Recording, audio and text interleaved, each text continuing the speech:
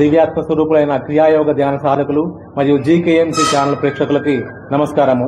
హిమాలయ తపస్వి శ్రీ జ్ఞానానందగిరి మహారాజ్ మరియు క్రియాయోగ ధ్యాన తపోవన సేవాశ్రమ సంస్థాపకులు శ్రీ జ్ఞానానందగిరి మహారాజ్ గారు మరియు మహర్షి సద్గురు మహర్షి మలయాళ స్వామి భగవద్గీత జ్ఞాన యజ్ఞ సత్సంగ సంస్థ స్థాపకులు శ్రీ వేదానందగిరి స్వామి వారుతో ఇష్టాగోష్ఠి ఈరోజు మనం చూడబోతున్నాము. అందరూ దీన్ని తెలియజేయాల్సిన ప్రార్థన. నమస్కారం. ఓం దివ్యాత్మ స్వరూపులైన జీకేఎంసీ ప్రేక్షకులకు నమస్కారము. ఇప్పుడు మనం వేదానందగిరి స్వామీజీ వారి దగ్గర ఉన్నాము. నమస్కారం స్వామీజీ. హరి ఓం. స్వామీజీ, మీరు ఆధ్యాత్మిక ప్రస్థానము ఎలా ప్రారంభమైంది? బాల్యం నుంచే మాకు స్టార్ట్ అయింది. అక్కడ చూడం బాల్యం నుంచే మాకు ప్రారంభమైంది. మేము కనీసం 10-12 ఏళ్ల ప్రాయంలోనే మాకు ఈ అభ్యాసం అయింది. ప్రారంభంలో కొన్ని వేదాంత సూక్తులను, వేదాంత చిన్న చిన్న గ్రంథాల ద్వారా, మరి పాటల ద్వారా, కొన్ని కీర్తనల ద్వారా అట్లా వైరాగ్యం గురించే మేము ఎక్కువ. మీరు ఎవరిని ఇన్స్పైర్ అయ్యారు చిన్నప్పుడు? ప్రారంభంలో మొదట మా ఓంకార ఆశ్రమం హరిశంకర స్వామి అని ఓంకార ఆశ్రమ సంస్థాపకులు పూజ్యపాదులు సద్గురుదేవులు వారి ద్వారా నుంచే మాకు ప్రారంభమైంది. తదనంతరం మా 1971 నుంచి సనాతన సభ ఎప్పుడైతే మలయాళ స్వామి వారి సభ స్టార్ట్ అయిందో అక్కడి నుంచి పరమ గురువులను చేరుకున్నాం. అక్కడి నుంచి మలయాళ స్వామి వారి యొక్క సాంప్రదాయకం నాకు ఎక్కువ పరిచయం అయింది. మలయాళ స్వామి సాంప్రదాయం స్వాములను ఇన్స్పైర్ అయ్యారు. ఎక్కువ వేద జ్ఞానం నేర్చుకోవాలని వేదం నేర్చుకుంటున్నాం.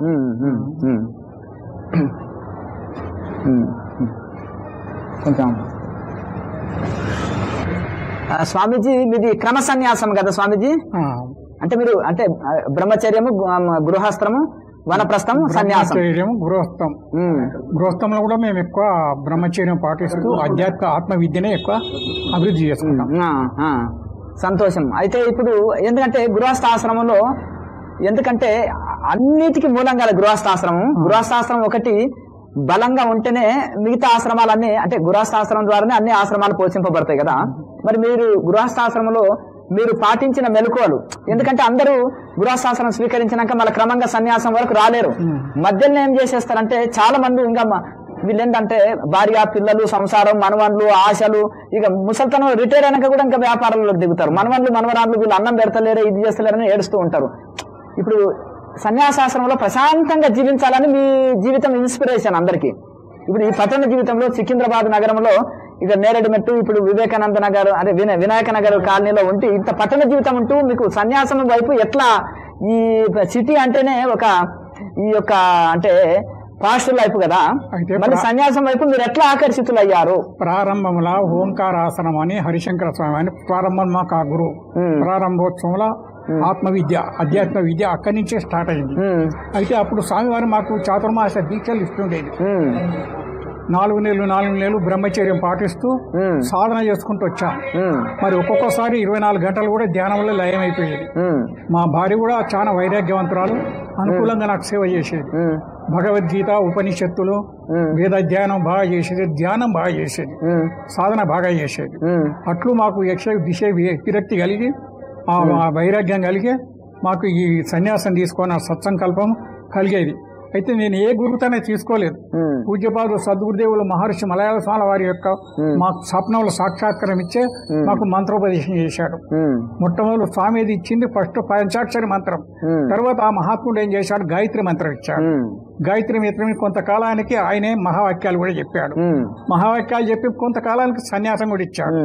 మళ్ళా తర్వాత ఇతర మహాత్ములను చూస్తే ఆ మంత్రానికి మంత్రాలకు తేడేం లేదు. స్వామివారి మంత్రం అది ఇది ఒకటే అని నేను ఒకటే సద్గురు స్వామి వారినే మా ఆరాధనగా ఆరాధిస్తూ దినం భగవద్గీతను, ఉపనిషత్తులను, మా భార్య ఎక్కువ మహాభారతం, భాగవతం చదివేది. మేము కూడా భాగవతం అక్కడ అభ్యాసం చేస్తాం. అంటే మీరు పూర్వాశ్రమంలో ఉద్యోగం చేశారు? ఉద్యోగం ఏమి లేదు, ఇక సాధనమే, ధ్యానమే. ఓహో, అట్లనా? ధ్యానమే మాకు ఎక్కువ ధ్యానం. అంటే మీరు ఆదర్శ గృహస్థులుగా భార్యాభర్తలు? ఆమె సామాన్యంగా అనేక జన్మల పుణ్య సుకృతం వల్ల నాకు లభ్యమే. అయితే ఇప్పుడు మీరు గృహస్థాశ్రమంలో ఉంటూ భార్యాభర్తలు కూడా భగవద్గీత పారాయణ, ఆధ్యాత్మికం, సత్సంగం. ఇప్పుడు సత్సంగం వల్లనే మీరు ఈ వైపు ఆకర్షితులయ్యారు. తర్వాత మీరు ఉపదేశం తీసుకొని జపం చేసేవారా? జప సాధన? జపం కూడా దాటిపోయినాము, ధ్యానమే సాధన చేసి ధ్యానం చేశారు. జపము అంటే చెప్పొద్దంటారు కదా తన అనుభవం, మరి మీకు చెప్పవలసి వస్తుంది. అయ్యో పంచుకోవచ్చు, ఏమి ఇబ్బంది లేదు. ఒక్కొక్కసారి మబ్బులో 4 గంటలు కూర్చుంటే పొద్దు ఉండి తెలియదు, పొద్దు పొడిచేది తెలియదు. అంటే మన కేఎంసీ ఛానల్ అందరూ ధ్యానులే గనక పంచుకోవచ్చు. సాధన అబ్బింది. అయితే చాలా కాలం సాధనలే లయమైపోయినాం. అయితే స్వాముల వారి యొక్క వార్షికోత్సవం మేము 25 సంవత్సరాలు మల్లికార్జున స్వామి దేవాలయంలో చేశాము. అది భగవద్గీత జ్ఞాన యజ్ఞం. అందరికి అప్పుడు ఎందరో మహనీయులు వచ్చారు. స్వామి పరిపూర్ణ స్వామి కూడా వచ్చాడు. నిత్య శుద్ధానంద ఆయన అది ఏది పరిశుద్ధానంద స్వామి కూడా వచ్చాడు. పరమాత్మానంద స్వామి వచ్చాడు. ఎందరో మహనీయులు వచ్చి వాళ్ళ అమూల్యమైన తత్వబోధ గావించారు. విద్యా ప్రకాశానంద స్వామి వారు వచ్చారా? విద్యా ప్రకాశ స్వామి సికింద్రాబాద్ లో ఒకటి గీతా యజ్ఞం పెట్టారు. అయితే అక్కడ జరిగింది. అక్కడ అక్షర పరబ్రహ్మ యోగం జరుగుతుంది. జరిగినప్పుడు ఇక అది అనుభవం ఉంది, మరి చెప్పండి. అది అయితే అక్కడ అక్షర పరబ్రహ్మ ఎప్పుడప్పుడు నాకు ఎప్పుడు ఎక్కడ చూసినా ఏకాగ్రతగా ఉండేది, నా మనసు ధ్యానంలో లయం అయిపోయేది. అయితే విద్యా ప్రకాశ్ స్వామి వారి మలయాళ స్వామి వారి గర్భమందే విద్యానంద స్వామి వారు ఉన్నట్టుగా నాకు భావన కలిగింది. అప్పుడే ధ్యానంలో వెళ్ళిపోయినాం. అందరు వెళ్ళిపోయారు. అది మహబూబ్ స్కూల్లో కార్యక్రమం పెట్టినప్పుడు అందరూ వెళ్ళిపోయారు. రాత్రి 9 కళ్ళు వేసి వరకు ఎవరూ లేరు. అక్కడ అనుభూతి కలిగింది మాకు, చాలా సంతోషం. మంచిగా.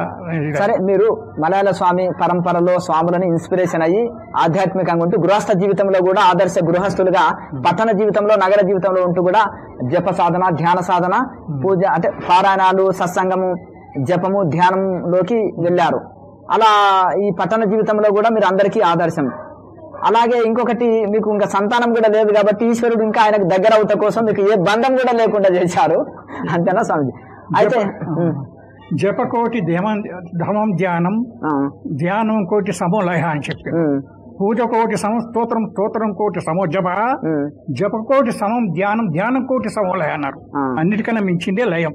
అటువంటి ఒక సాధన మాకు అభ్యర్థి గురుదేవం. చాలా మంది సంతానం లేని మోక్షం లేదంటారు, మరి అసలైన సంతానం చెప్పండి. మోక్షం లేదని, మోక్షం అపుత్రో గతి నాస్తాను, మోక్షం నాస్తాను లేదు కదా.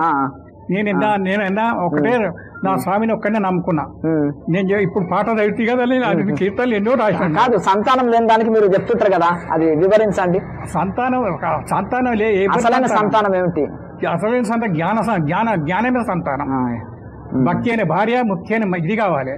ఈ లౌకికమైన సంతానం ఏంటి? బంధాలు కలిగి భక్తి అనే పట్టి త్రెంపుము నీ బంధనముల ఇనిపవే గాని మరి ఏవి అయినా మించి బంగారు వే కాని మించకుండు, ద్వంద్వములు మంచి చెడ్డలను బంధనములే, వైరాగాలు కూడా బంధనములే, గాన తెగద్రుంపవలను వీనిగాడును వీను కూడా ఎత్తిపాడుము కంటంబు ఎత్తిపాడు ఎత్తురా ధీర ఓం తత్సతని పాడని వివేకానందుడికి. ఇవన్నీ బంధాలు, దుఃఖాలు.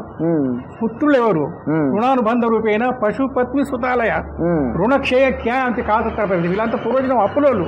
అప్పు తెగింది అంటే అక్కడ వెళ్ళిపోతారు. ఎవరు పుత్రులు, ఎవరు? చాలా సంతోషం. ఇప్పుడు మీరు ఈ యొక్క ఆధ్యాత్మిక సాధనల వలన మంచి ఆధ్యాత్మిక అనుభవాలు పొందారు కదా, ఇది అందరికీ పంచాలని సత్సంగాలు కూడా చేస్తున్నారు.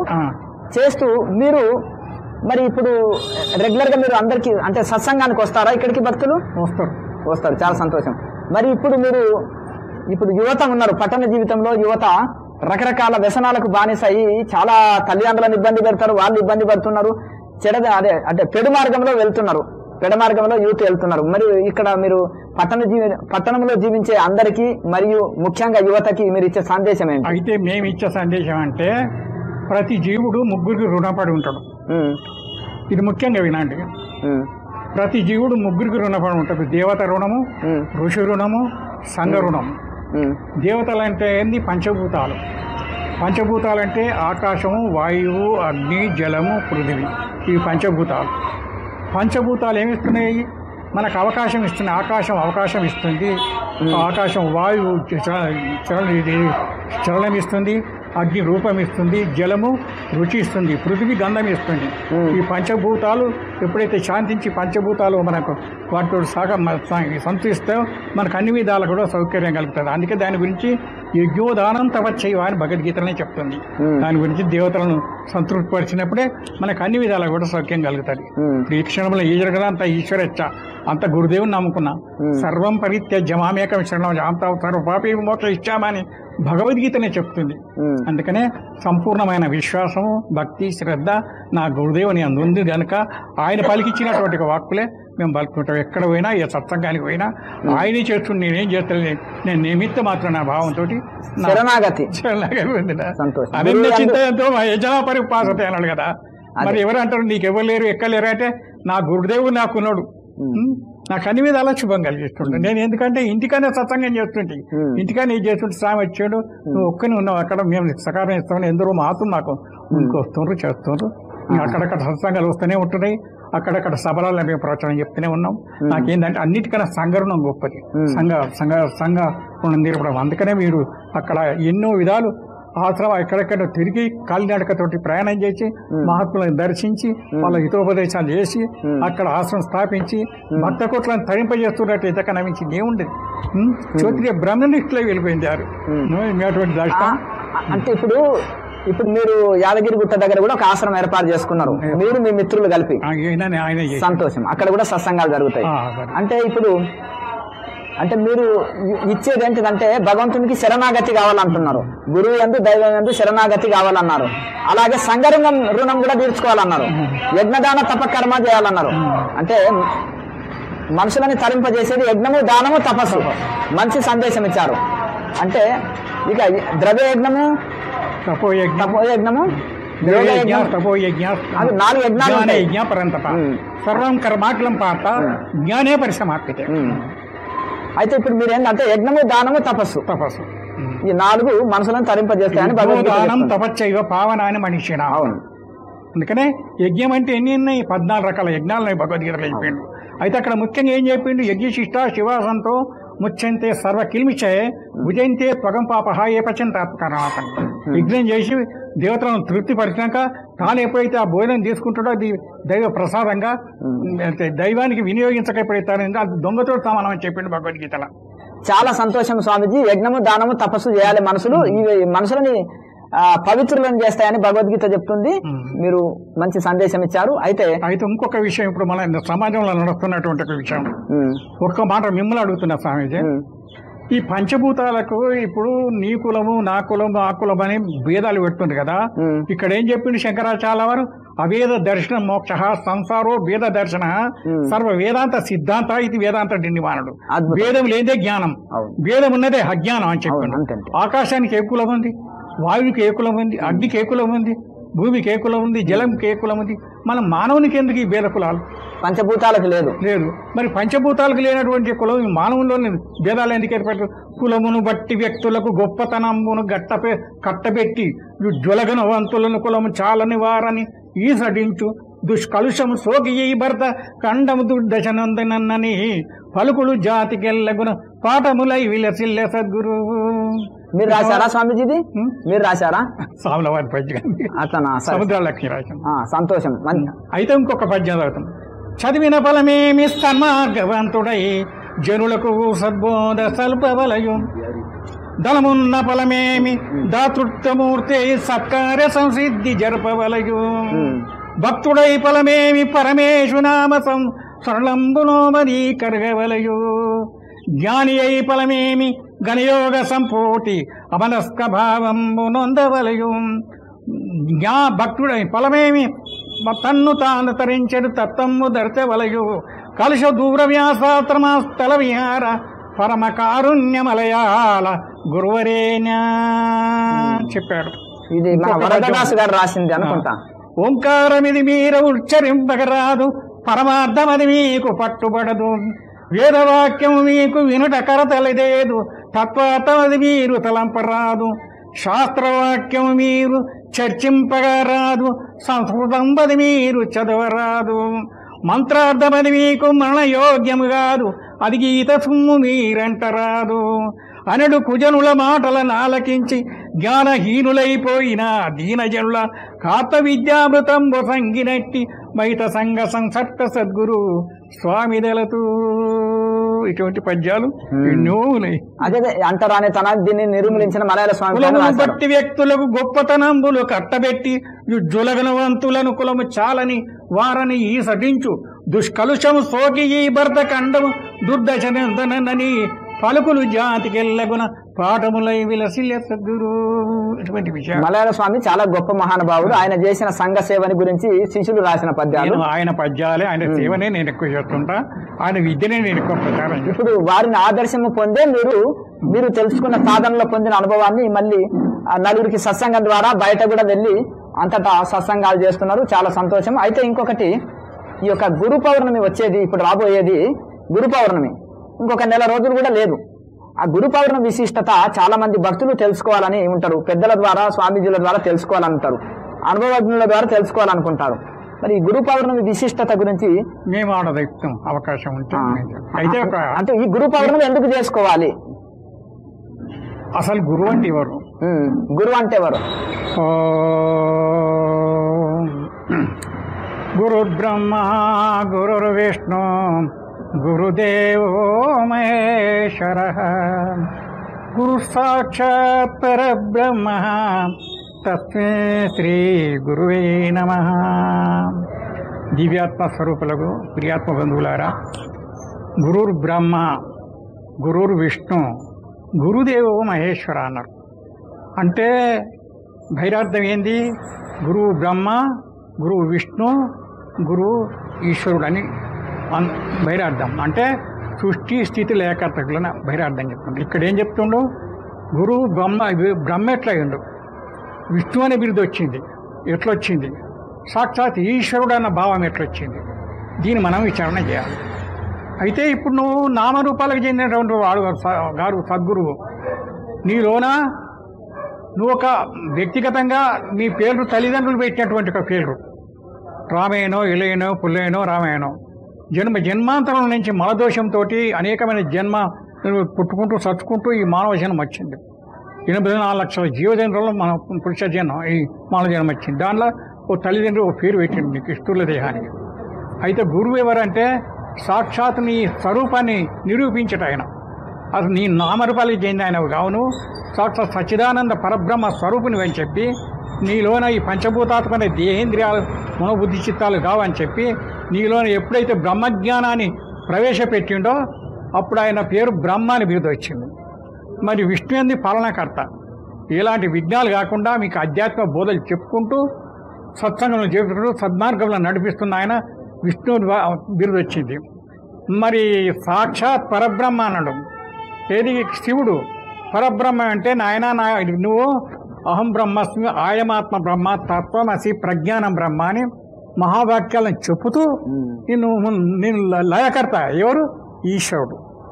సాక్షాత్ పరబ్రహ్మ అన్నాడు. ఇక్కడికి పోయిందిగా గురుదేవ్ ఈ మూడు నామరూపాలు పక్కకి తీసేసిండు. సాక్షాత్ పరబ్రహ్మ సచ్చిదానంద స్వరూపుని నువ్వు పరబ్రహ్మ స్వరూపుని అని చెప్పి నీలోన బ్రహ్మజ్ఞానాన్ని నెలకొల్పిండు. అందుకని బోధలలో 3 రకాల బోధలు ఉంటాయి.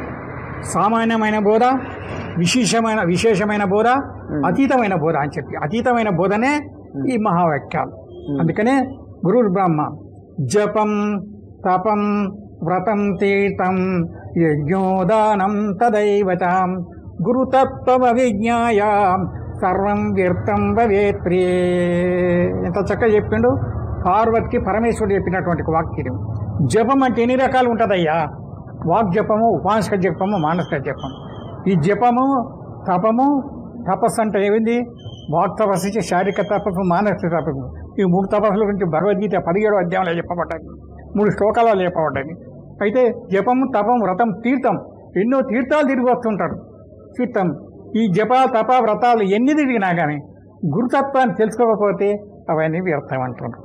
ఇక్కడ దాకా వచ్చింది. మరి గురువులు ఎన్ని రకాల గురువులు ఉంటారు? సూచకుడు, వాచకుడు, వేదకుడు, బోధకుడు, నిషిద్ధుడు, విహితుడు, కారుణుడు, పరమగురు. ఇట్లా అందరికన్నా మించినోడు ఎవరంటే పరమగురువు. తాను తరించి లోకాన్ని తరింపజేసినటువంటి వాడు. విద్యా తపోధనులు, లోకోద్ధారకులు, వాళ్ళు సద్గురులు. తాను తరించి లోకాన్ని తరింపజేస్తూ సమాజాన్ని ఉద్ధరించినటువంటి మహానుభావులే సద్గురులు. అతీత వైరాగ్య అఖండ బోధ కళాన్వేసిద్ధి ఏ దయాలో సమాధి యోగస్థ పరస్థనిష్ట సర్వేషు భూతే అతీతమైన వైరాగ్యం. పూజ్యపాదులు స్వామివారు ఎక్కడ బాల్యం నుంచే వైరాగ్యం చెంది కాలి నడకతోటి ఒక పుణ్యక్షేత్రాలని తిరిగి మహాత్ములను సేవించి మరి అటువంటి వైరాగ్యం, అతీత వైరాగ్యం కలిగింది ఆయనకు. వైరాగ్యం ఎన్ని రకాలకు? 3 రకాలుగా ఉంటుంది. ప్రకృతి వైరాగ్యం, పురాణ వైరాగ్యం, శ్మశాన వైరాగ్యం అని. ఆ వైరాగ్యం కాదు, అతీతమైన వైరాగ్యం కావాలి. అటువంటి వైరాగ్యంతో స్వామివారు మలయాళ స్వామివారు 12 ఏళ్ళు తపస్సు చేసిండు గోగర్భ గోల. అతీత వైరాగ్యం, అఖండ బోధ. స్వామి దీనోద్ధరణ గావించడానికి నాకు అఖండమైన బోధ నాకు ప్రసాదించమన్నాడు. సమాధి యోగస్థ పరిస్థితి. సమాధి నిర్వికల్ప సమాధి, సవికల్ప సమాధి 2 రకాలు ఉంటాయి. ఈ సమాధి స్థితి నాకు కలిగజేయన్నాడు. లోకోద్ధరణ చేయడానికి నాకు అఖండమైన బోధ కలిగి సమదృష్టి, ధ్వనికుడి నుంచి పిల్గా బ్రహ్మ ప్రయత్నం నాకు సమదృష్టి ప్రసాదించమని చెప్పు. ఇప్పుడు ఏమవుతుంది? సమాజంలో భేద దృష్టి ఎక్కువైపోయింది అన్నారా? ఇక మనం విమర్శించ వేరే విధంగా అయిపోతుంది కానీ అట్లా. అందుకనే అంత్యంత వైరాగ్యవత సమాధి సమాష్టైత దృఢ ప్రబుద్ధ తత్వ సైబంధి ముక్తాత్మను నిత్యసుఖానుభూతి.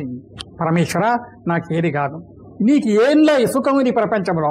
భోగే రోగ భయం, కులే చ్యుత భయం, విత్తే రూపాలాద్ భయం, మానే దైన్య భయం, బలే రూప భయం, రూపే జరా భయం, శాస్త్రీయవాద భయం, గులే కల భయం, కాయే ప్రాంతా భయం, సర్వం వస్తు భయాన్వితం గురునాం వైరాగ్యమేవా భయం. ఒక వైరాగ్యమే నిశ్చరాని వ్యక్తిది. ఈ వైరాగ్యం అందరు కలుగుతుందా? 100 కోట్లకు 100 జన్మ సుకృతయ్య పుణ్యర్వినాలభ్యత ఏం చెప్పారు మహాత్ములు అన్నవా? జంతువునాం నరజన్మ దుర్లభం. నరజన్మ దొరకడమే మహా దుర్లభం. అందులో దుర్లభం త్రమేవైత దైవానుగ్రహ హేతుకం. ఈ 3 లభించడం మహా కష్టం. ఏంటంటే దుర్లభం త్రమేవైత దైవానుగ్రహ హేతుకం. దైవానుగ్రహం ఉంటేనే మనుషత్వం. మనుషత్వం ఏంటి? మానవుడే జన్మించడమే మహాపుణ్యం. అందులో ముముక్షత్వం అంటే మోక్షాపేక్షగలగడం. నేనెవరిని? దేహం నేనా? ఇంద్రియాలు నేనా? మనసును, బుద్ధి, చిత్తాన్ని నేను కాదు. మరి ఇవందరినీ శోభించేది ఎవరాయా? ఆత్మ పరమాత్మ స్వరూపం.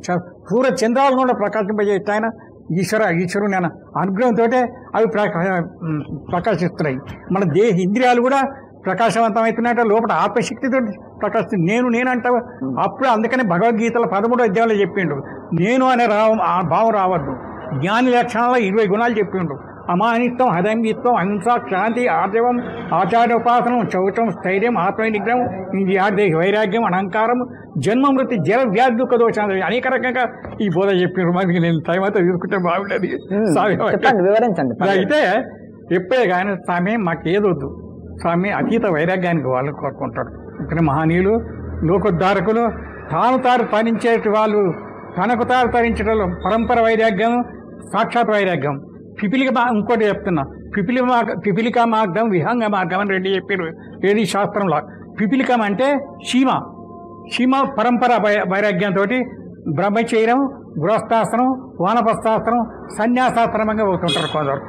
అయితే ఎక్కడనే వర్ణాశ్రమ ధర్మం అయితే నకర్మోపాసనాదికి బ్రహ్మజ్ఞాన వినామోక్ష, ఇది వేదాంత అని చెప్తుండ్రు. ఇక్కడ వర్ణాశ్రమాలు ముఖ్యం కాదు. ఎప్పుడైతే జ్ఞాన వైరాగ్యాలు కలిగితే అప్పుడు నువ్వు సన్యసించమని చెప్పి ఆది శంకరాచార్యుల ఏది సాధన పంచకంలో చెప్పాడు. వైరాగ్యం అన్నిటికన్నా మించింది. ఇప్పుడు ఇంకొక విషయం బాగా జ్ఞాపకం చేసుకోండి.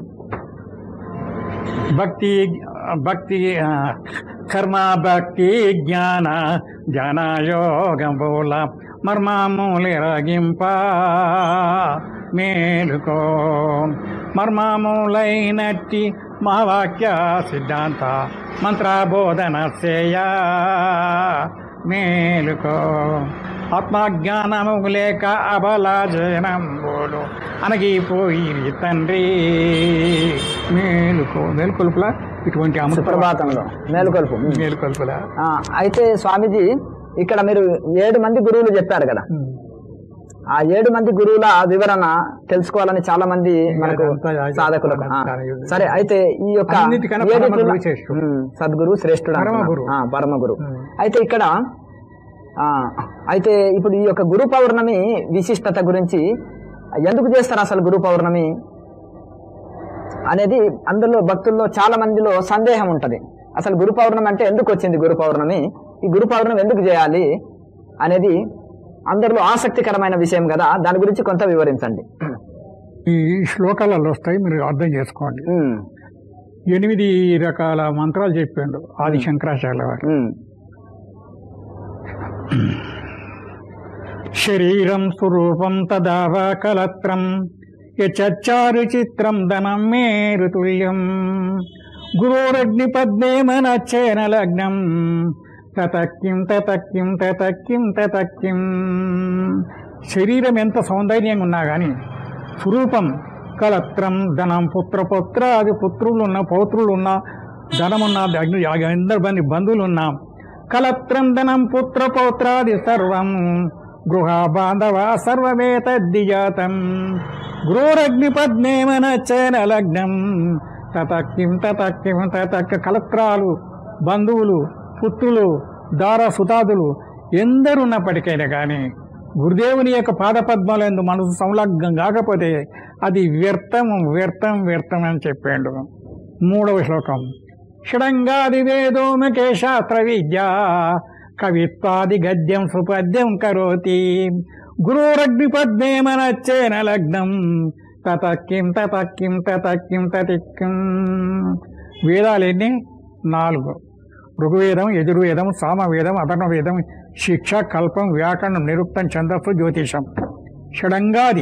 షడంగాలతో కూడుకున్నటువంటి వేదాలు, గద్యాలు, పద్యాలు, ఇతర శాస్త్రాలు నువ్వు ఎన్ని చదువు, కానీ గురుదేవుని అందు మనసు సంలగ్నం కాకపోతే అది వ్యర్థం వ్యర్థం వ్యర్థం అని చెప్పాడు.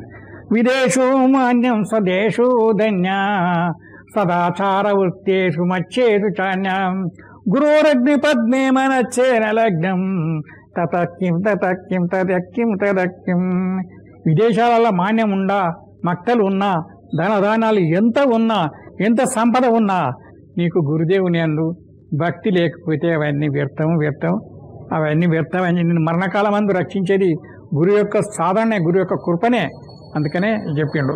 అయితే ఇంకోటి ఇది 5వది. క్షమామండలే భూపాల బృందే సదా సేవితం యస్య పాదారవిందే గురోరగ్ని పద్మేమనచ్చేన లగ్నం తతక్కిం తతక్. ఇట్లా చెప్పుకుంటూ వచ్చింది. ఇక చెప్పుకుంటూ పోతే ఇంకా చాలా ఉన్నాయి, వద్దు ఇంత ఇక పూర్తి చేసి.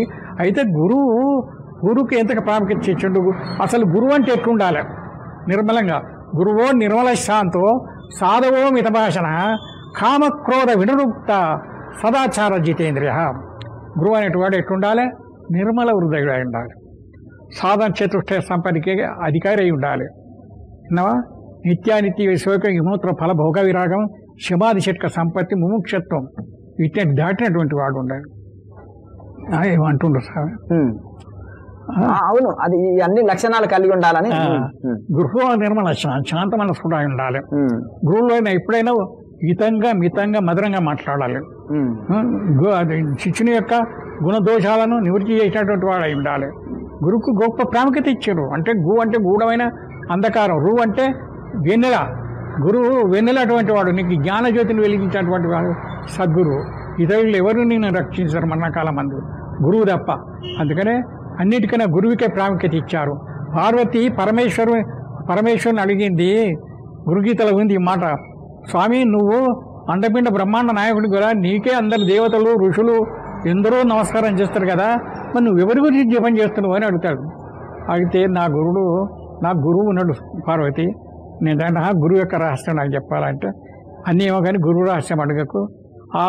ఎంత పెద్ద గొప్ప విషయం చూడు. విష్ణుదేవుని కూడా చెప్పొద్దు, కార్తికేయుని కూడా చెప్పొద్దు, కుమారస్వామి కూడా చెప్పొద్దు. ఈ రహస్యం గురువు రహస్యం చాలా గూఢమైంది. అందరు చదువుతాడు కానీ గురుగీత చదవడం చాలా కష్టం. గురువు అందరికి లభ్యం కాడు. అందుకని అంధకారాన్ని పటాపంచలు చేసి నీలోన జ్ఞాన జ్యోతిని వెలిగించి అజ్ఞానాన్ని పటాపంచలు నిర్గుణోపాన తత్వజ్ఞానాన్ని తెలిపినటువంటి జన్మ జర మరాన్ని దుఃఖం నుంచి తొలగించేటివాడు. జన్మ మరణం అనే దుఃఖ ప్రాయం నుంచి తొలగించి ఇక ఆనందోద్ధిని నోలించేవాడు సద్గుణాలతో శోభిల్లేటివాడే సద్గురు అనబడతాడు. అందుకని గురువు యొక్క మహిమ చాలా గొప్పది. గురువు అతి మహాగురువుని పూజించుకున్న రోజే గురు పూర్ణిమ.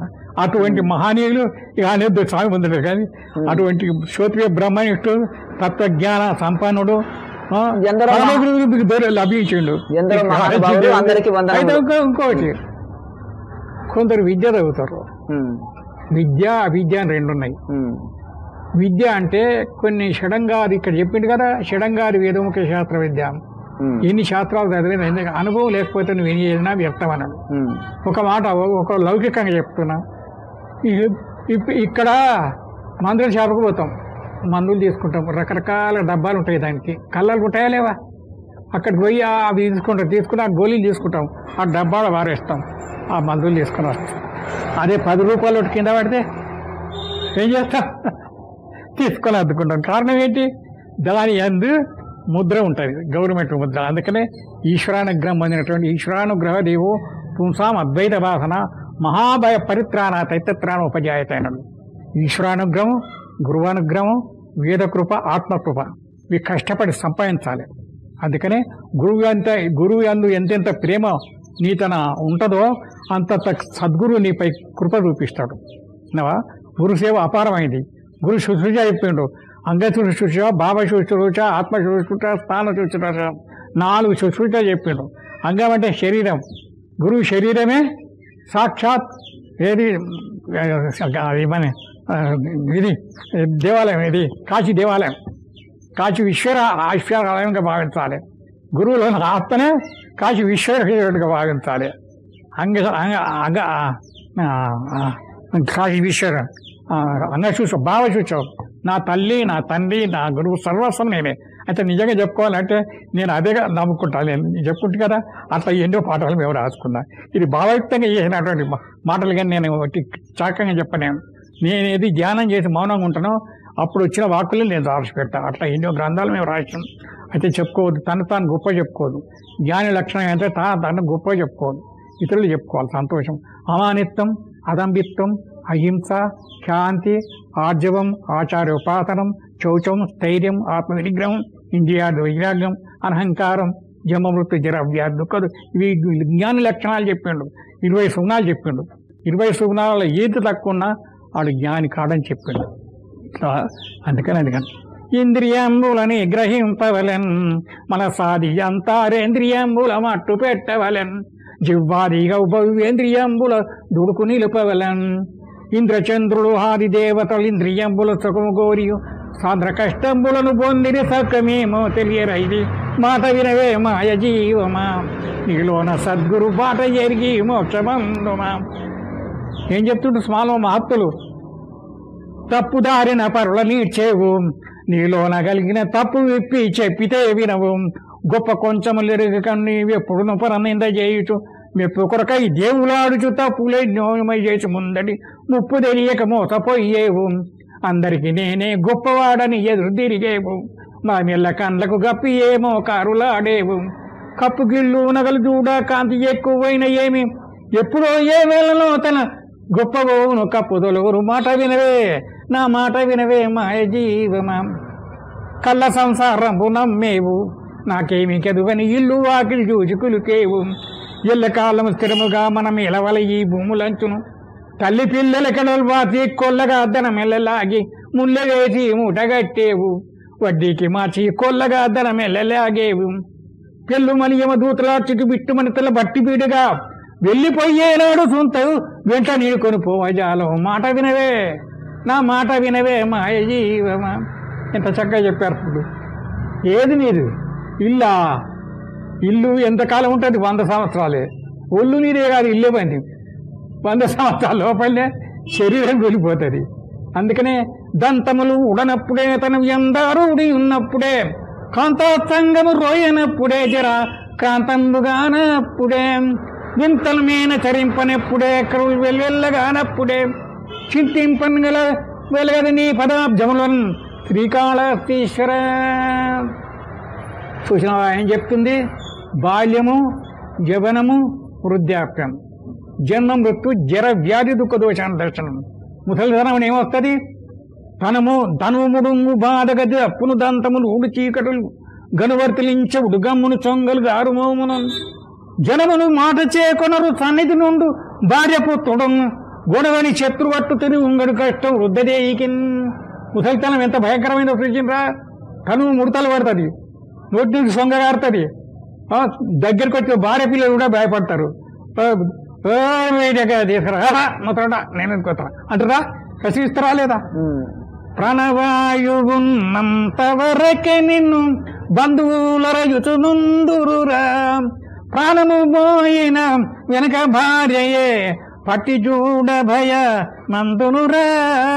హరి హరి హరి శ్రీ గోవిందాయని స్మరణము జయరమూఢమతి భజ గోవిందం చెప్తున్నాం. కలనరచినదే హముజెక్కిన తన దంతమూలనియు ఊడినను వెలితిగానే గన ఆశాపాశము వీడదు మూర్ఖుని చూడుమురా. పనులు చూసిపోయినా ఇంటికే తెల్లగా అయినా తాత మళ్ళా పిల్లని ఇస్తా అంటే చేసుకుంటాం అండి. ఇంకెందుకు రా నాకు కుసలతలాలి ఎవరు ఇస్తారు నాకు అంటాడు. ఎందుకంటాడు వద్దన్నాడు. ఆటల పాటల బాల్యము గడచును ఆపై యవ్వన మగ్గునురా. చిటికి మాటికి చింత చేతువిక శ్రీహరిదేప్పుడు కొలుతూరా.